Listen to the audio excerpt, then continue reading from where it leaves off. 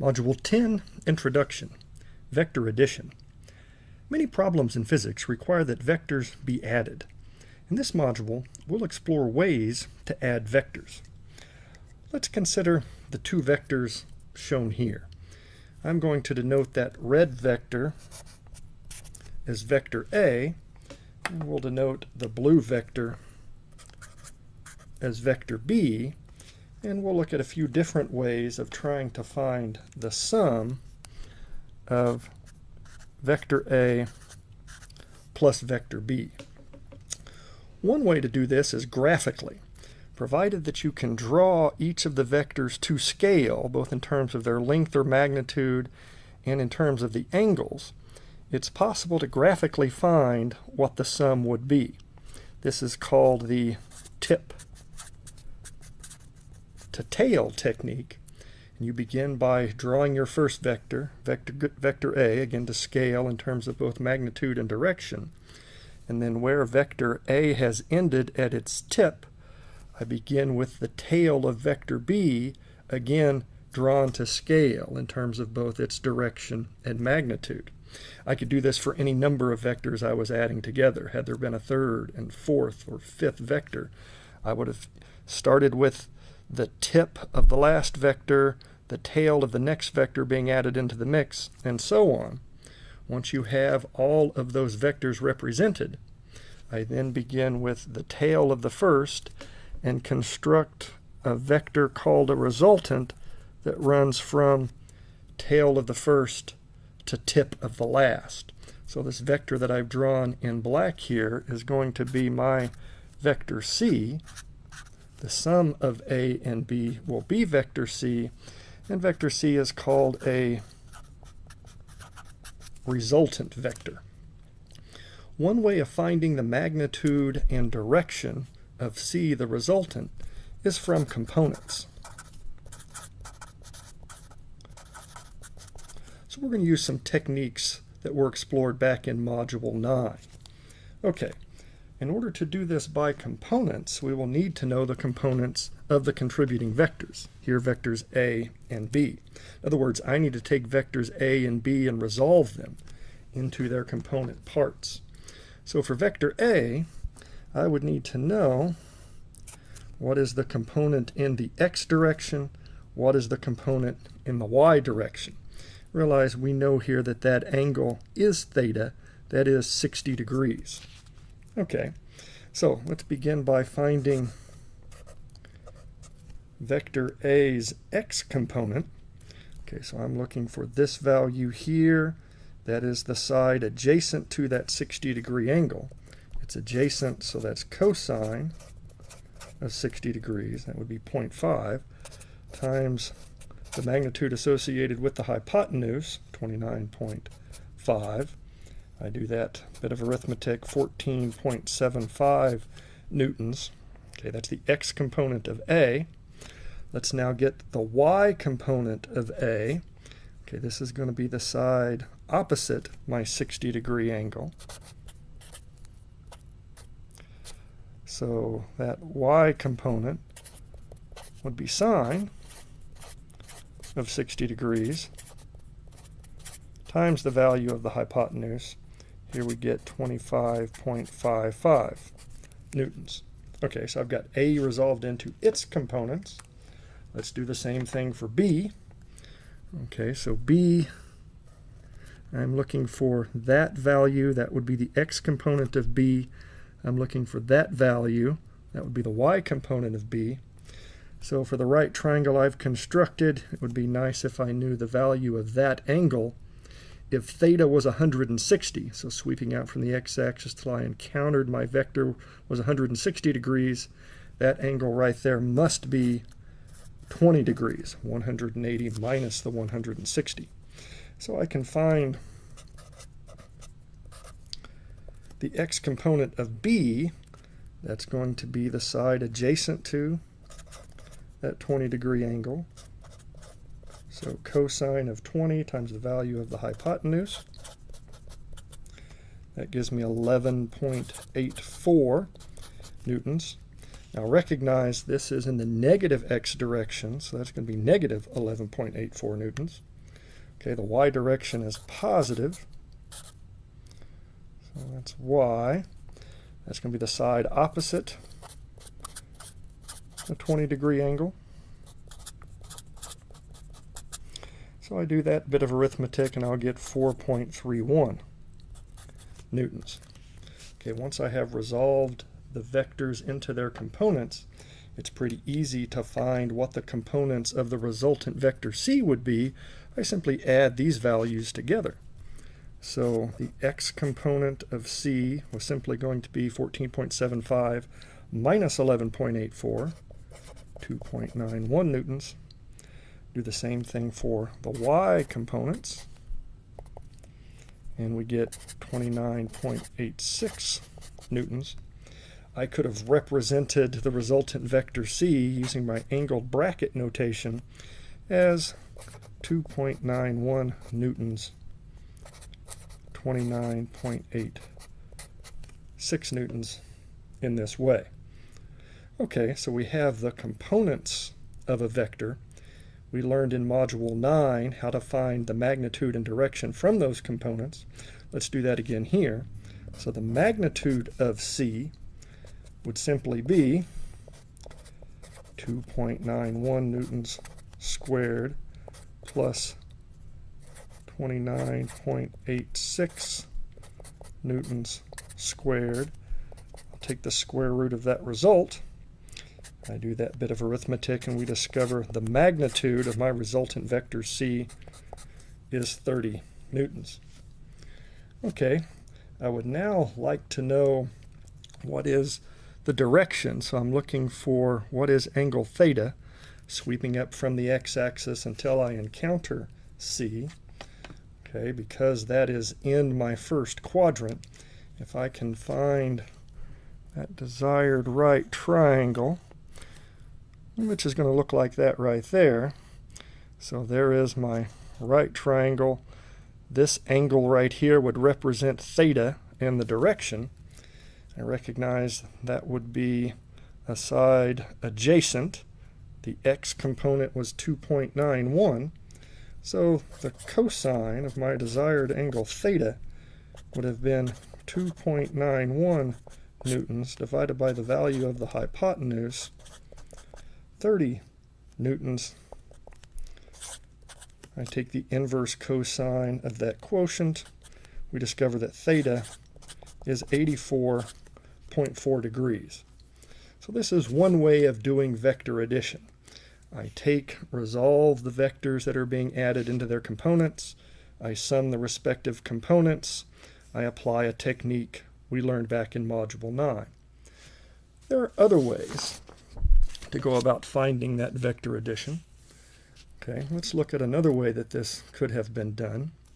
So here again is my vector A. There's my vector B. I'm looking for that resultant. And recognize I know here that this angle must have been 100 degrees. Obviously, if it was 60 to one, 160 to the next, the difference is 100 degrees. And if that angle is 100 degrees, this angle here must necessarily be 80 degrees. And one way I could find the magnitude, and in this case the direction of that resultant, is to apply the cosine rule. Let's look at how we would do that.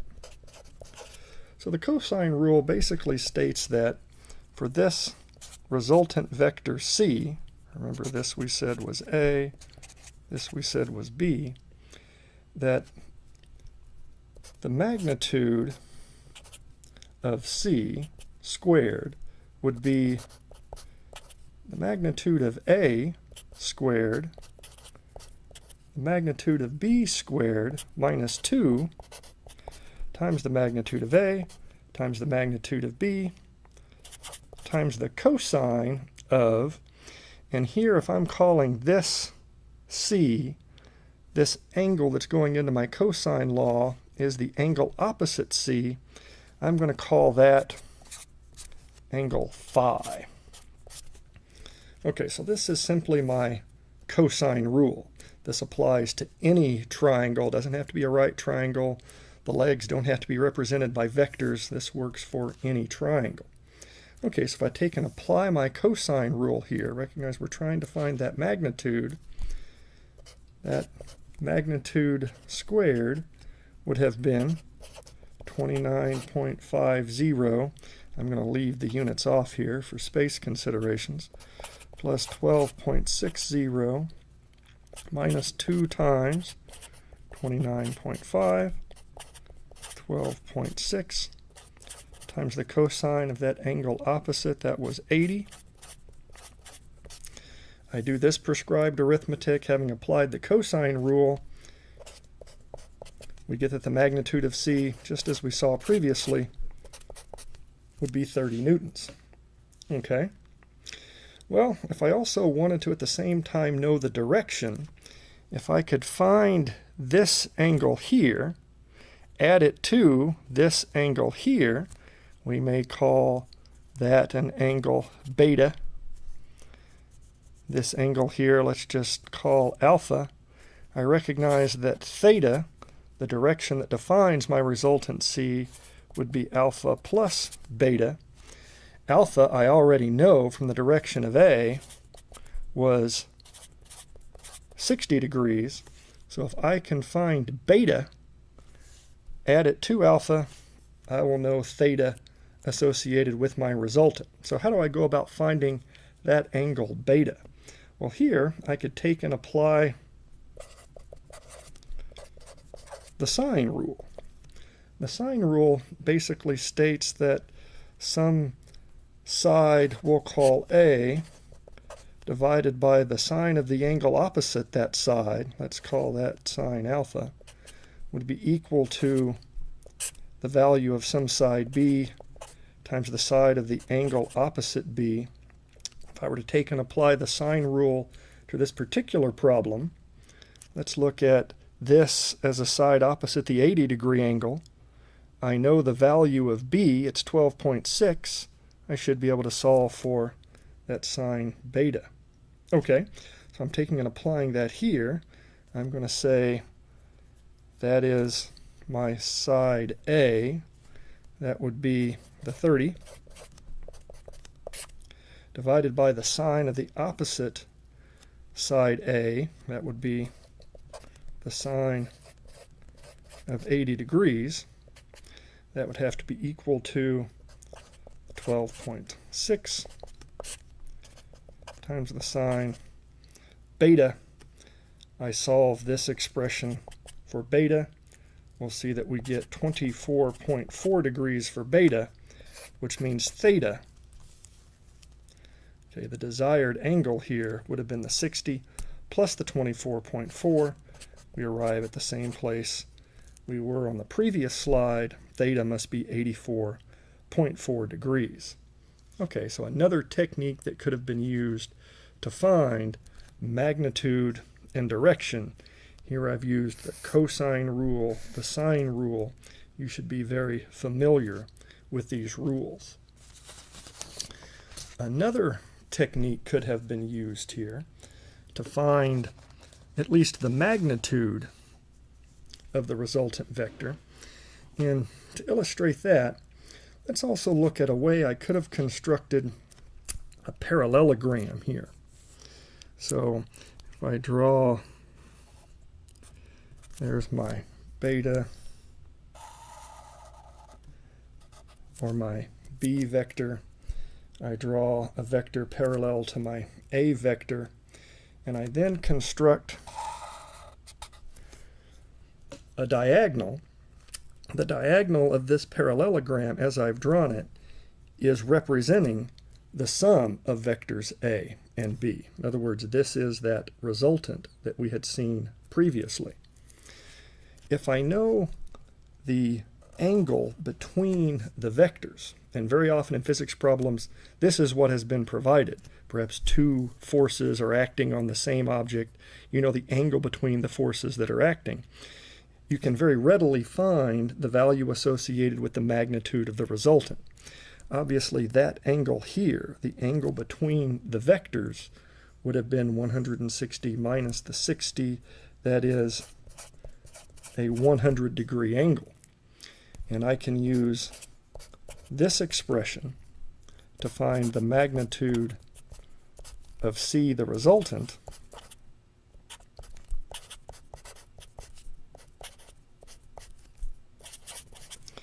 here I'm going to call that angle again phi times the cosine of angle phi. And notice this looks a bit like the cosine law that we saw on the previous slide.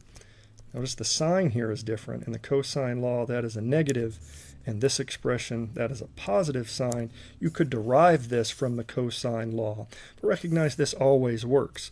If you know the angle between two vectors, you can find the magnitude of the resultant when those vectors are added together using this expression. That is always, again, the angle between the two vectors. If I take and apply this, knowing that is the cosine of 100, you're of course going to get the same value we've seen previously, 30 newtons. So which of these techniques should you use? Well, it probably depends on the information given in a problem.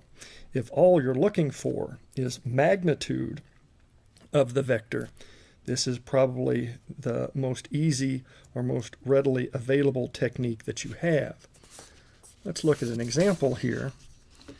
Here we're asked to find, or told that vector A has magnitude 50.24 newtons in a direction 105 degrees. Vector B has magnitude 89 newtons, a direction 310 degrees.